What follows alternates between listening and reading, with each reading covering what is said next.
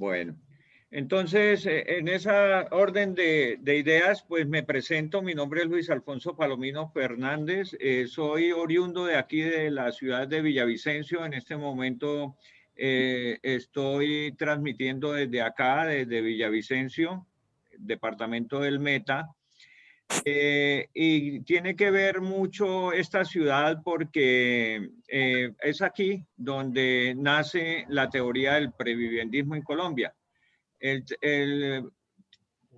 Villavicencio me permitió hacer el proyecto piloto hace 20 años aquí en Villavicencio. El proyecto piloto, primero quiero expresarle que el previviendismo es una teoría de cambio. Es una teoría que no es solamente, como su nombre lo indica, vivienda. Aquí la palabra vivienda es un símbolo, simboliza el hábitat del ser humano, es lo que representa vivienda. Y la palabra pre representa lo que hay que hacer antes de lograr el desarrollo del hábitat, de lo que simboliza nuestra casa, nuestro hogar, nuestra vivienda, que debe ser bienestar, seguridad y convivencia. Eso nos lo deben dar todos los proyectos que nosotros emprendamos. O sea, no es solamente para proyectos de vivienda, no es solamente para proyectos de ciudad, es también para proyectos políticos, para proyectos de toda clase y de toda índole. Estamos hablando de que nosotros con esta teoría, para que sea una teoría, tiene que tener unas bases teóricas. Y esas bases teóricas vienen de la teoría del desarrollo que utiliza todo el mundo. Hay 5 elementos en la teoría tradicional. Los 5 elementos que se desarrollan porque primero hay una normatividad, hay una ley donde tienen que mover mucho los abogados. Entonces, vamos a hacer 3 columnas para que mentalmente, para que entendamos bien el tema del previviendismo. La primera columna es los elementos, son 5 los elementos. La segunda columna vienen a ser la parte jurídica, la parte legal de cada uno de esos, de cómo se desarrollan esos elementos legalmente. Y la tercera columna va a ser lo que representa los recursos, la plata que se invierte, que el Estado invierte para que esos elementos se desarrollen. En la teoría tradicional, y lo vamos a usar para las dos partes para entenderlas, para la parte tradicional y para la parte de la teoría del previviendismo. Entonces, simultáneamente digo, en la tradicional hay 5 elementos y en el previviendismo son 6 elementos. En la tradicional, los 5 elementos, en el orden que se los voy a decir, es en el orden que se desarrollan las leyes, en lo que se desarrolla todo el presupuesto nacional, que son el elemento tierra. El segundo elemento es el elemento servicios públicos. El tercer elemento es el elemento vivienda. El cuarto elemento del desarrollo tradicional es el ciudadano. Solo el ciudadano, así suena. Y el quinto elemento es el elemento equipamiento. Entonces, haciendo una revisión, hace 26 años se hizo una revisión de manera muy privada y muy personal. Hice una revisión, un estudio que tenía que ver con el desarrollo integral del hábitat, que es mi fuerte, y o sea, desarrollo urbano y humano. En ese desarrollo Plantear ese desarrollo me llevó me encontré con la teoría del desarrollo que hay. O sea, esa teoría la utiliza todo el mundo, la utilizan los capitalistas y los socialistas. Todas las tendencias utilizan el mismo planteamiento para hacer leyes y para asignar recursos. En los congresos de todo el mundo se discuten sobre esos 5 elementos del desarrollo. Ahí están contenidos todos. Un ejemplo, en el elemento ciudadano está todo lo que es educación, salud, saneamiento básico, desarrollo institucional, todo lo que invierte y legisla el Estado sobre el ciudadano está en ese elemento. En el elemento tierra, igual, está todas las leyes y todo lo que reglamente la propiedad privada y todo el manejo de tierras en un Estado y los recursos que utiliza el Estado para desarrollar ese elemento, el elemento 1, que es el elemento tierra. Y así sucesivamente con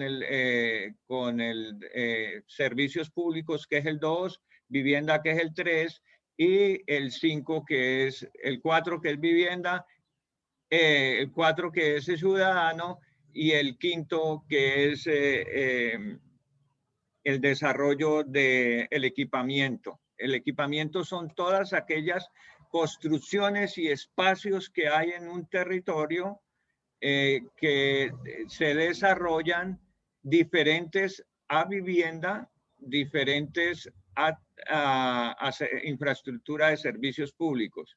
Entonces son lo que hay de parques, lo que hay de vías, andenes, lo que hay de hospitales, de centros comerciales, todo lo diferente a vivienda que hay en una ciudad, lo llamamos equipamiento. Es lo que tenemos nosotros para desarrollar económicamente y buscar el bienestar, la seguridad y la convivencia en un territorio.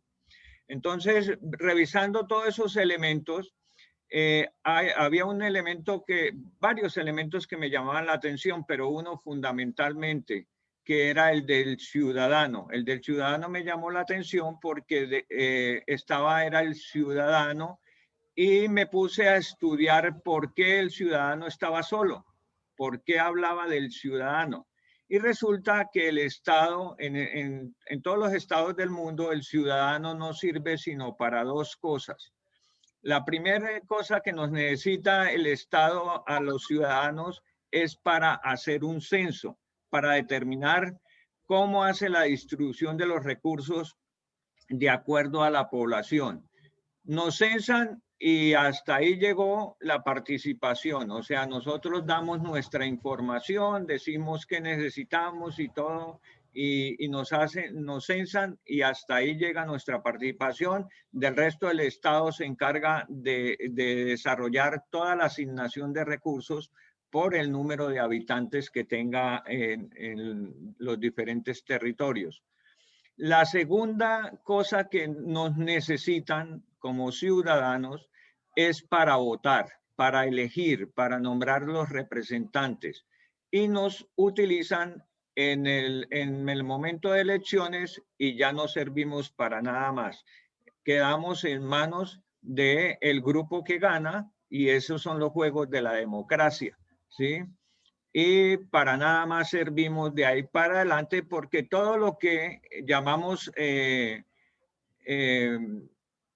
la participación ciudadana, los derechos de participación ciudadana, ya están neutralizados por las fórmulas que utilizan para la privatización. Entonces está primero la privatización que la participación ciudadana. Entonces, en vista de eso, determiné con muchos estudios más y buscando en el mundo cómo se han desarrollado las ciudades, cada una de las ciudades y todo, tomé la determinación de que para poder ese ciudadano servir para algo más que esos 2 momentos que nos utilizan, tenía que organizarse. tenía que ser organización comunitaria. Entonces, ese elemento ya dejó de llamarse ciudadano, como la teoría anterior, y se empezó a llamar organización comunitaria, ¿sí? Con capacitación, con conocimiento, con el manejo de todas las destrezas que le permitan acceder a todos los espacios de participación. Entonces, ese es el primer elemento en la teoría previviendista, ¿sí? Lo otro que me llamó la atención es que el tercer elemento, después de tierra y de infraestructura de servicios, a una tierra con servicios de una vez hacen vivienda o podemos hacer cualquier proyecto, cualquier desarrollo. Entonces, eso lo mandé de últimas y creé un nuevo elemento, ¿sí? Entonces quedó de sextas. El que estaba de tercero, que es vivienda, pasó a ser el sexto, que sigue llamándose vivienda, simplemente porque lo utiliza la teoría de la cual saqué la teoría mía. Entonces lo pasé al sexto lugar y sigue llamándose vivienda. El segundo elemento que yo determiné y lo hice simplemente por lógica es que yo puedo tener la mejor tierra, puedo tener la mejor infraestructura de servicios, puedo tener el mejor equipamiento, pero el desarrollo no llega a mi territorio si no hay voluntad política. Y esa voluntad política está directamente relacionado con la economía, con el dinero, con las finanzas. Entonces, el segundo elemento que se necesita desarrollar y tener claro después de que tengamos la organización comunitaria capacitada, preparada y todo para participar, es un fondo que nos dé el cierre financiero, un fondo participativo. En ese fondo participativo van la posibilidad de entrar la economía financiera, que es la economía tradicional que se usa en el capitalismo y en todos los sistemas por el Estado y por los privados y por la misma comunidad, como el sector financiero manejado por bancos y controlado por el Estado. Esa es una economía que hace parte del fondo participativo. Ese es uno. El otro es una economía solidaria. La economía solidaria ya está mandada a recoger para las entidades sin ánimo de lucro. El único que puede hacer economía solidaria es el Estado, porque ya los recursos y bienes no son de la comunidad, sino pertenecen al Estado y a través de la privatización se los pasan al privado. O sea, no existe la participación ahorita para nada de la comunidad de los bienes y servicios del Estado. Entonces, el único que puede hacer solidaridad, al privado no le interesa hacer solidaridad, o sea, no le interesa darle la posibilidad de desarrollo a la comunidad. Al Estado es el que tiene la obligación, así no tenga el interés ni la motivación de hacer desarrollo con la comunidad, es el que está obligado. Y ya es si quiere, es por voluntad política que lo hace, o por interés para que le vaya bien en las siguientes elecciones. Entonces, a eso lo llamamos economía solidaria, a todos los recursos que la comunidad misma pueda hacer aterrizar del sector público, de las finanzas públicas, de la administración pública. Lo llamamos, dentro de la teoría, lo llamamos economía solidaria. Y la tercera economía que tenemos que desarrollar es una economía participativa. Esta economía participativa, la primera teoría que empezó a hablar de economía participativa fue la teoría del previviendismo en Colombia, como tercera economía para hacer un fondo comunitario, un fondo participativo.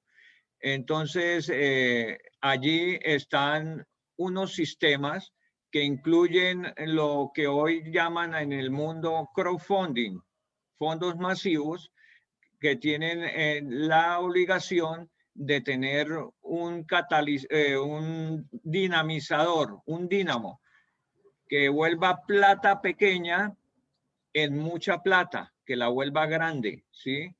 En el mundo ha existido siempre el catalizador, que es el cambio de moneda, las inversiones en divisas. Es sacar el poquito capital que tenemos, volverlo grande afuera en divisas y volverlo a entrar. Esa es la manera más conocida y es como los políticos se enriquecen y manejando recursos del Estado y sacándolos personalmente hacia el exterior por divisas y volverlos a entrar. Ese es un dinamizador. Pero hay un dinamizador que es interno, que lo podemos hacer divinamente. Claro que está que el de sacarlo a divisas también lo podemos hacer nosotros a través de la teoría, pero eso se los explico después. En la economía participativa está otro dinamizador que es el que trabaja mayormente el Previviendismo Colombia, que es el dinamizador de la tierra, del dinero que produce la plusvalía como concepto y no como impuesto, ¿sí? La plusvalía es la manera de volver dineros pequeños, volverlos grandes, pero en manos de la comunidad, no en manos de privados, porque los privados son los únicos que pueden hacer eso, ¿sí? Se enriquecen por tener tierras bien ubicadas, estratégicamente ubicadas y más ayudadas por el plan de ordenamiento territorial, que es un plan de ordenamiento que no protege al nativo, al propietario tradicional de la tierra, lo presiona y lo hace regalar la tierra para que otro inversionista venga y la compre regalada, ¿sí? Entonces, y hay que hacer que esa tierra se vuelva un dinamizador para la comunidad, que los poquitos dineros que ponga los vuelva grandes para poder desarrollar sus proyectos.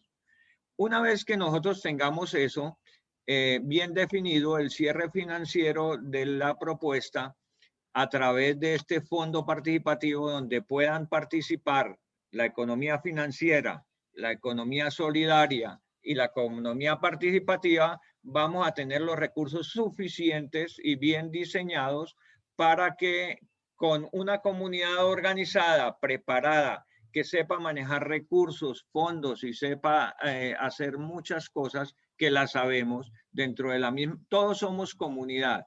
El presidente de la República, todo el mundo pertenecemos a una comunidad. Esa comunidad a la cual pertenecemos la podemos desarrollar en comunidad, ¿sí? No a través solamente a través del Estado y del sector público, sino de un sistema comunitario, comunal, que podamos desarrollar el proyecto. Entonces, ya una vez tenido eso, una comunidad bien organizada y el cierre financiero listo, podemos nosotros manejar lo que es la voluntad política. La voluntad política es una mercancía que se compra y se vende en momentos de elecciones. Es el donde usted puede comprar la voluntad política. Si nosotros nos organizamos bien y tenemos un cierre financiero, tenemos bien definido para dónde vamos en el momento de las elecciones, nosotros podemos entrar a comprar la voluntad política. Eso también ya lo hemos desarrollado y podemos hacerlo fácilmente. No es tan difícil mediante el previviendismo y es lo que nosotros le presentaríamos allá. Entonces, una vez que tengamos la voluntad política dentro de ese fondo financiero, ese fondo participativo, entonces ahí sí, de la mano los dos, comunidad y fondo participativo, pues empezamos ya a desarrollar el tercer elemento de la teoría del previviendismo, que es tierra. Con tierra y voluntad política ya podemos vincularle servicios públicos, el quinto elemento, ¿sí? El cuarto elemento, perdón. El quinto elemento sería equipamiento de ciudad. Para el caso de nosotros y de lo que a ustedes les interesa ese equipamiento, es otro dinamizador. Si nosotros manejamos el tema de tierras y manejamos bien la voluntad política, nosotros podemos llegar a determinar a quién le vendemos la tierra, quiénes van a ser los próximos propietarios de la ciudad. No como ahora que ya sabemos que son los que tengan dinero, los que vengan de afuera y tengan todo el poder para hacer el equipamiento como ellos crean. Centros comerciales, todo lo que genera equipamiento dentro de la ciudad. Por último, sí ya podemos construir vivienda. En un proceso perfecto, nosotros tenemos calculado 8 meses para arrancar con organizar la comunidad hasta llegar a tener ya los proyectos de vivienda totalmente desarrollados. Pero más que vivienda es desarrollar ciudad, o sea, todo un conjunto de elementos vinculados antes de empezar a desarrollar vivienda. Eso sería como la presentación y la diferencia que hay. En los dos, yo siempre he dicho que la teoría del previviendismo en Colombia lo que busca generalmente es darle uñas a las organizaciones comunitarias para estar agarrados de la ley, para que no sean ilegales, para que tengan toda la legalidad del caso. Y dientes para poder morder el presupuesto, los presupuestos privados, los presupuestos financieros, los presupuestos solidarios y los presupuestos participativos en un solo fondo. Entonces, dejémoslo ahí para empezar a un ciclo de preguntas y respuestas para solamente adicionar en mi presentación. El proyecto ya se probó, fue el proyecto que se escribió en el año 96 por amistad con el presidente de la República, Samper Serpa y Aristides Andrade, que era un senador de Santander. Se logró volver ley de la República y es la ley 388 del 27 de julio del año 97, que es la ley de los planes de ordenamiento que funciona en el país. Es con base en la teoría del previviendismo en Colombia. Y como proyecto piloto se desarrollaron 4 ciudadelas que son las que le dieron toda la proyección que tiene hoy Villavicencio, que son Ciudadela Salitre, Ciudadela San Antonio, Ciudadela Centauros y Ciudadela La Madrid. Fueron en estos 20 años, ha dado más de 30.000 soluciones de vivienda y el desarrollo pleno a lo que es Villavicencio, ¿sí? Entonces, esa es como la presentación general del proyecto. Escucho sus preguntas para poderles responder.